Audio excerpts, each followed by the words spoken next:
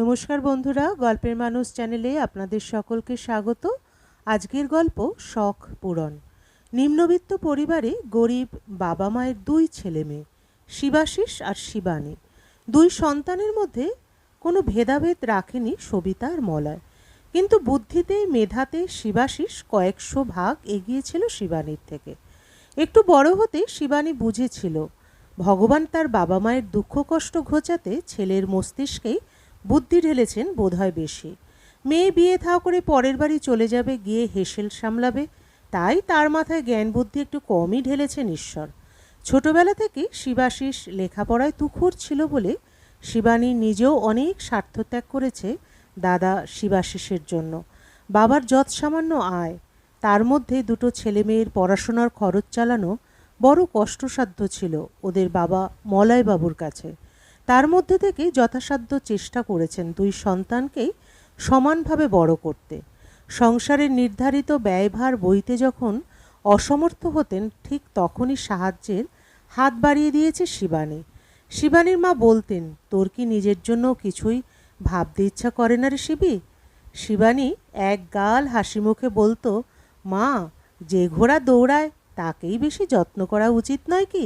আমি তো গাধা, গাধার দুধ তো কাজে লাগবে না, তাই আমার ভাগের বাড়তি অংশ ঘোড়ার জন্যই তুলে রাখো। মেয়ের কথায় সবিতা হেসে বলতেন, শেষে দেখবি আমার গাধাটাই আমাকে আগলে রেখেছে। শিবানীর এমন কথা শুনে মা মেয়ে হেসে দুজন দুজনকে জড়িয়ে ধরত। অভাবের ঘর, কিন্তু শান্তি ছিল অনেক। মলয়বাবু খিদিরপুরে কাজ করতেন, উত্তরপাড়া থেকে খিদিরপুরে রোজ যাতায়াত করতেন, তাই পুরো সংসারটাই সামলাতে হতো সবিতাকে।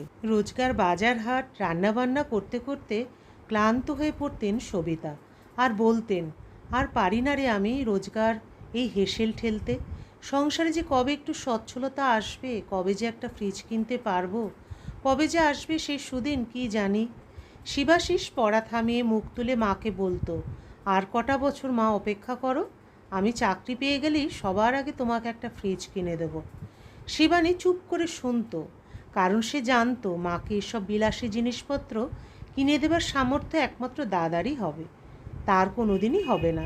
শিবানী দেখেছে প্রত্যেকবারের পুজোতে বাবা মাকে শাড়ি দিতে চাইলেই মা বলতো, যে টাকাটা আমার জন্য খরচ করবে সেই টাকাটা আমাকে দিয়ে দিও, আমি বরং জমাই টাকাটা। মলয়বাবু হেসে বলতেন, একটা ছাপা শাড়ির দামের টাকা জমিয়ে তুমি কত বছরে একটা ফ্রিজ কিনবে বলো তো? সবিতা ক্লান্তি মাখা হাসি মুখে বলতেন, আর পারি না গো, রোজ এই বাজার করে তারপর সংসারের এত সব কাজ করতে। একটা ফ্রিজ থাকলে সারা সপ্তাহের বাজার করে রেখে দেওয়া যেত, আর একটু বেলা করে গেলে সস্তায় একটু জিনিসও নিয়ে আসা যায়। সস্তায় মাছ কিনে দুদিন রেখেও খাওয়া যায়। গরম যা পড়েছে, কোথাও গিয়ে শান্তি নেই, মনের মধ্যে আতঙ্ক থাকে, এই বোধহয় তরি তরকারিগুলো সব নষ্ট হয়ে গেল। ফ্রিজ থাকলে তো আর সেই ঝামেলাটা থাকতো না বলো। তাছাড়া মাঝে মাঝে কেউ এলে আগে থেকে একটু কোল্ড ড্রিঙ্কস এনে রাখা যায়, আমরাও মাঝে মাঝে একটু আধটু ঠান্ডা জল খেতে পারি। শিবানী বুঝত মায়ের ফ্রিজ কেনাটা যতটা প্রয়োজন তার চেয়েও বেশি শখ। মানুষের তো কত রকমেরই ইচ্ছে থাকে, এই সংসারটাকে তো একা হাতেই সামলে যাচ্ছে মা। তার নিঃশব্দ ত্যাগের মধ্যে এই যে ছোট্ট একটা শখ, এটার মূল্যই বা কম কি? মনে মনে শিবানী ভাবে, ইস, আমি যদি মাকে একটা ফ্রিজ কিনে দিতে পারতাম। সেই ফ্রিজ কেনার শখের জন্য সবিতা একটা লক্ষ্মীর ঘট কিনে একটু একটু করে টাকা জমাতে শুরু করেছিলেন। তবে সেই স্বপ্ন যে কতদিনে পূরণ হবে তা অবশ্য কারোরই জানা ছিল না। এরই মধ্যে শিবাশিস শিবানী দুজনেই উচ্চ মাধ্যমিক পাশ করে যায়। শিবাশিসের বয়স যত বাড়ছে তার মানসিকতারও পরিবর্তন হয়েছে, স্বার্থপরতা প্রকট হয়েছে তার মধ্যে। বোনের দিকে খেয়াল রাখা তো দূর, বাবা মায়ের জন্যও যে ভাবতে হয় সেটাও ভুলে যেতে থাকলো সে। নিজের খাওয়া পড়া নিয়ে ব্যস্ত থাকে বেশি। শিবাশিস নিজের জগতে থাকতেই বেশি ভালোবাসত। এই শিবাশিসের যখন বিটেকে ভর্তি হওয়ার সময় এলো, তখন ফিক্সড ডিপোজিটের টাকা ভেঙেও মলয়বাবু পুরো টাকা জোগাড় করতে পারলেন না, কিছু টাকা কম পড়ে গেল। তখন শিবানী এগিয়ে এসে বাবাকে বলে, এক কাজ করা যাক, দাদা এবছর ভর্তি হয়ে যাক বিটেকে, আমি বরং পরের বছর কলেজে ভর্তি হব, আর পড়ছি তো আর্টস নিয়েই। চিন্তিত মলয়বাবু বললেন, কিন্তু পরের বছরে যদি অনার্সটা না পাস তখন কি হবে? শিবানী স্বাভাবিকভাবেই জবাব দিল, না হলে না হবে, আর কি করা যাবে। বাবা, তুমি চিন্তা করছো কেন? এবছর বরং দাদার জন্যই সব টাকা খরচ করো তুমি। মেয়ে যে বরাবরই খুব উদার মনের সেটা জানতেন সবিতা। সংসারে বাবা মাকে একটু চাপ কম দিতে মেয়ে যে সবসময় তৎপর থাকে সেটা খুব ভালোভাবেই লক্ষ্য করেছেন তিনি। তাই তিনি এবার এগিয়ে এসে মেয়েকে বললেন, অনেক পাকামো করেছিস, আর পাকামো করতে হবে না তোকে। নিজে কলেজে ভর্তি হওয়ার জন্য তৈরি হ। এলেন আমার দাতাশ্রী কর্ণ। দাদার কলেজে ভর্তি হওয়ার চিন্তা আমার আর তোর বাবার, তোর নয়। তারপরে সেই অতি সযত্নে রাখা লক্ষ্মীর ঘর দিলেন আছাড় মেরে ভেঙে। লক্ষ্মীর ভাণ্ডারে তিল তিল করে জমানো স্বপ্নটা চুরমার হয়ে গেল এক মুহূর্তে। শিবানী দৌড়ে এসে বলল, এটা কি করলে মা তুমি? তোমার কত দিনের শখ, আর শখই বা বলি কেন, প্রয়োজনেও কি কিছু কম নাকি?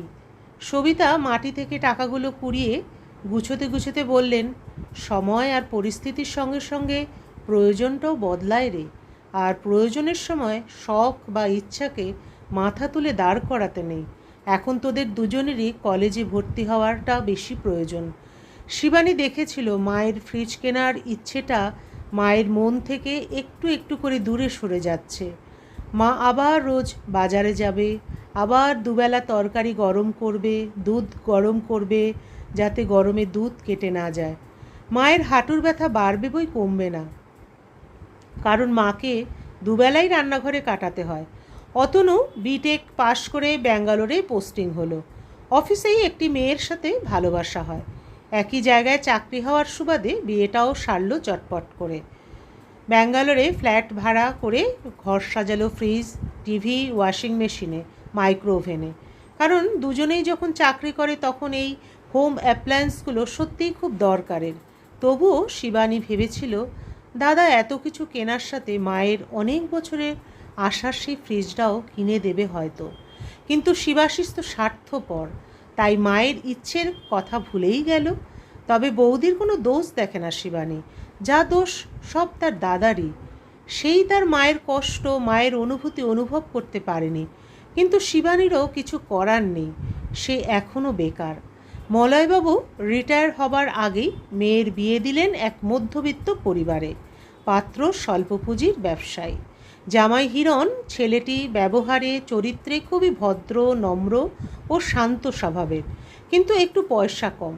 সবিতা আপত্তি করেছিলেন, আমার মেয়েটাও শেষ পর্যন্ত আমার মতোই অভাবেই জীবন কাটিয়ে দেবে, বাবার ঘরেও ত্যাগ করে গেল, বিয়ের পরেও স্বামীর ঘরে গিয়েও কষ্ট করবে। শিবানী বোঝে তার গরিব বাবা এর চেয়ে আর ভালো পাত্র খুঁজে পাবেন না। আর শিবানী নিজেও যেতে চায়নি কোনো বড়লোক স্বামীর ঘরে। হিরণের সাথে বিয়ে করে সুখেই ছিল শিবানী। বিশাল সচ্ছলতা ছিল না হিরণের, কিন্তু মনটা বড় উদার ছিল। বিয়ের পর শিবানীকে সরকারি চাকরির পরীক্ষায় বসার অসম্ভব উৎসাহ দিয়েছিল হিরণ। দিন এইভাবেই চলছিল। হঠাৎ করে মলয়বাবু মারা গেলেন কোনো রকম নোটিশ না দিয়েই। শিবাশিস বাবা শ্রাদ্ধের কাজ করে আবার ফিরে গেল নিজের কাজের জগতে। শিবাশিসের বউ যুথিকা শাশুড়িকে বলেছিল, মা আপনি চলুন না আমাদের সাথে, এখানে কেন একা থাকবেন? সবিতা চাইলে যেতেই পারতেন, কিন্তু গেলেন না। কারণ তাকে নিয়ে যাবার ইচ্ছে যতটা তার বৌমার ছিল, ততটা ইচ্ছে তার ছেলের মধ্যে ছিল না। তাই পাশ কাটিয়ে বলেছিলেন, না মা, বিদেশ বিভয়ে কাউকে চিনব না, জানবো না, আর তোমরাও সারাদিন বাড়ি থাকবে না, আমি হাঁপিয়ে উঠব ওখানে। তার চেয়ে এখানেই থেকে যাই আমি। ছেলে বৌমা চলে যাবার পরেও বেশ কিছুদিন স্বামীর ভিটে আগলে পড়ে থাকলেন সবিতা। মাঝে মধ্যে শিবানী আসতো মায়ের সাথে দেখা করতে, কিন্তু এর মধ্যেই শিবানী সিএসসি পরীক্ষায় পাশ করে চাকরি পেয়ে গেল। সেও ভীষণ ব্যস্ত হয়ে পড়ল, তারও মায়ের কাছে আসা কমে গেল। তখন হিরণ আর শিবানী ঠিক করলো মাকে নিজেদের কাছে নিয়ে আসবে। কিন্তু দু কামরার ফ্ল্যাটে একটিতে হিরণের বাবা থাকেন, আর একটিতে থাকে ওরা স্বামী স্ত্রী। সেখানে সবিতা গিয়ে উঠলে অসুবিধা যে হবে সেটা বিলক্ষণ। তাই সবিতাই পরামর্শ দিলেন মেয়ে জামাইকে, একটা কাজ করো, এই বাড়িটা বেচে দিয়ে তোমাদের ওখানে একটা ফ্ল্যাট কিনে দাও আমাকে। সবিতার কথা মতো হিরণ সব ব্যবস্থা করে দিল। নতুন ফ্ল্যাটের গৃহপ্রবেশে ছেলে, ছেলে বউ, মেয়ে, মেয়ে জামাই সবাই উপস্থিত আছে। শিবাশিসের বউ যুথিকা বলল, মা বলুন, আপনার নতুন ফ্ল্যাটের গৃহপ্রবেশে কি নেবেন আমাদের কাছ থেকে? সবিতা বললেন, কিচ্ছু লাগবে না গো আমার, তোমরা সবাই পুজোতে আছো, এটাই আমার কাছে খুব আনন্দের। গৃহপ্রবেশের আগের দিন সবিতা তার বৌমাকে নিয়ে পুজোর যোগাড়যন্ত্র করছেন। এমন সময় একটি মাঝবয়সী লোক এসে বলল, এটা কি সবিতা মিত্রের ফ্ল্যাট? সবিতা সম্মতি দিতেই লোকটি বলল, আপনার নামে একটা ফ্রিজ আর ওয়াশিং মেশিন ডেলিভারি আছে। সবিতা বললেন, আমার নামে ফ্রিজ, ওয়াশিং মেশিন কে কিনে পাঠালো ভাই? লোকটি কিছু বলার আগেই সিঁড়ি দিয়ে উঠতে উঠতে শিবানী বলল, তোমার মেয়ে পাঠিয়েছে মা। শিবানী লোকটিকে বলল, যাও ভাই, নিয়ে এসো তোমরা আমাদের জিনিস দুটো।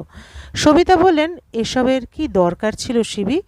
এই সবে চাকরি পেয়েছিস, কোথায় নিজের সংসারটা সাজাবি গোছাবি তা নয়, এখানে এসব পাঠানোর কোনো মানে হয়? শিবানী ঘরে ঢুকে বলে, জানো বৌদি, মায়ের যে কি ফ্রিজের শখ ছিল তুমি ভাবতেও পারবে না। বাজার করা মায়ের কোনো কালেই পছন্দের ছিল না, তবুও মাকে রোজ সেই অপছন্দের কাজটা করতেই হতো। বছরের পর বছর নিজের জন্য কিচ্ছুটি না কিনে মা টাকা জমাতো একটা ফ্রিজ কিনবে বলে, কিন্তু সে টাকাটাও বেরিয়ে গেছে আমাদের দু ভাই বোনকে কলেজে ভর্তি করানোর সময়। আমাদের সংসারে তখন ফ্রিজের সত্যিই খুব প্রয়োজন ছিল, কিন্তু কখন যে প্রয়োজনটা শখে বদলে গিয়েছিল সেটা আমরা নিজেরাই জানি না। আমাদের মা নিজের সেই শখকে নষ্ট করেছে আমাদের জন্য, আজ আমাদের ফেরত দেওয়ার পালা। তাই মাকে যেন আর কষ্ট করে রোজ বাজারে যেতে না হয়, রোজ বিকেল হলেই তরকারি গরম করতে না হয়, তার ব্যবস্থাই করে দিলাম। সবিতা বললেন, আর ওয়াশিং মেশিনটা? ওটা তো আমার শখ ছিল না। শিবানী বলল, মা এটা আমার শখ, আমি চাই না আমার মা হাঁটু মুড়ে বাথরুমে বসে বসে জামা কাপড় কাচুক। সবিতা বললেন, জানো তো যুথি, ঈশ্বর আমার শিবুর মাথায় বেশি বুদ্ধি মেধা দিয়ে পাঠিয়েছেন, আর আমার শিবিকে দিয়েছেন মন ভর্তি অনুভূতি, বোধ, বিবেক, দয়া, মায়া। বুদ্ধির চেয়ে কি এর দাম কিছু কম বলো? যুথিকা বলে, হ্যাঁ মা, আপনি ঠিকই বলেছেন, আজও বিবেকের মূল্য বুদ্ধির চেয়ে অনেক বেশি, আর তা প্রমাণ করে দিয়েছে শিবানী। এমন সময় লোকটি আরও দুটি ছেলের সাথে ফ্রিজ ওয়াশিং মেশিন নিয়ে ঘরে ঢুকলো। সবিতা ছুটলেন জলের বোতলগুলো ভরতে, ফ্রিজে রাখবেন বলে। তার কতদিনের শখ নিজের ফ্রিজের একটু ঠান্ডা জল খাবেন বলে। গল্পের সমাপ্তি এখানেই, আবার দেখা হবে পরবর্তী আরেকটি গল্পের সাথে।